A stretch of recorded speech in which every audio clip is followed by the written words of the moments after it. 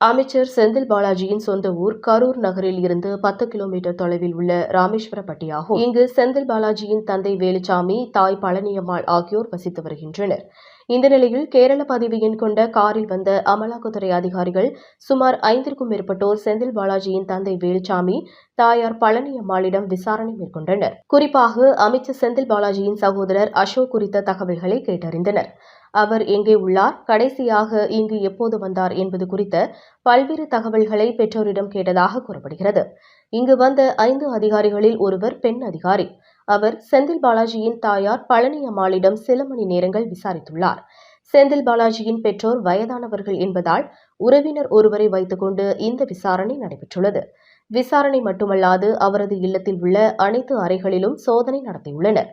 மேலும் அசோக்குமார் தனது பெற்றோரை பார்க்க வந்திருக்கலாம் என்ற சந்தேகத்தின் அடிப்படையில் வீட்டில் உள்ள கண்காணிப்பு கேமரா பதிவுகளையும் அமலாக்கத்துறை அதிகாரிகள் ஆய்வு செய்தனர்.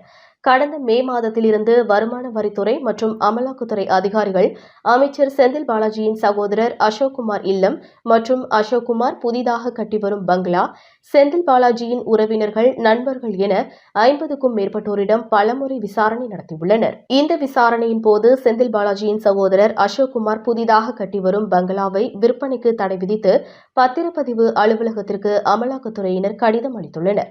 அதேபோல அசோக்குமாரின் அலுவலகத்திற்கும் சீல் வைத்துள்ளனர். இந்த நிலையில் செந்தில் பாலாஜியின் பெற்றோரிடம் 7 மணி நேரத்திற்கும் மேலாக விசாரணை மற்றும் சோதனை நடத்தினர். காலை 8 மணிக்கு வந்த அமலாக்கத்துறை அதிகாரிகள் மதியம் 3:30 மணிக்கு மேல் சோதனையை நிறைவு செய்துவிட்டு புறப்பட்டு சென்றனர்.